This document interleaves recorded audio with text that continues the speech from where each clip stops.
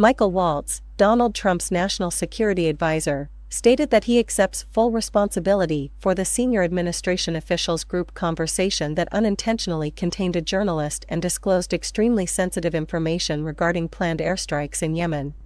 Waltz's remarks were made a day after Jeffrey Goldberg, The Atlantic's editor-in-chief, disclosed that he had been added to a group on Signal messaging app, where prominent individuals such as Secretary of State Marco Rubio, Defense Secretary Pete Hegseth, Vice President JD Vance, and others were discussing the attack's operational details.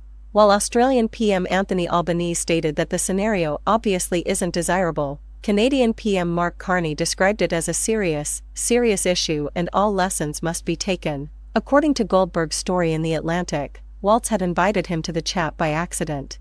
In an unprecedented breach that opponents claimed jeopardized national security, the well-known journalist stayed in the group unnoticed while the president's cabinet members deliberated policies and planned a series of bombs. In response to questions from Laura Ingraham of Fox News, Waltz acknowledged that he was responsible for creating the Signal group. However, he proceeded to shift the blame, ridiculed Goldberg, and claimed he was unable to provide an explanation for the error. Waltz stated, "Yes, it's embarrassing," adding, "We've got the best technical minds looking at how this happened." Waltz went on to say, "We're intended for getting to the bottom of it." The U.S. National Security Advisor responded, "A staffer wasn't responsible," to a query from Fox's Ingraham about what staffer is answerable for Goldberg's inclusion in the Signal group.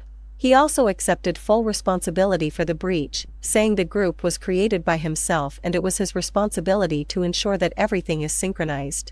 Mike Waltz said, "Have you ever had somebody's contact that shows their name and then you have somebody else's number there?" In response to the Fox host's question about how Goldberg's number got into the group, "I didn't see this loser in the group, of course." Waltz provided no proof that Goldberg could have joined the Signal group intentionally.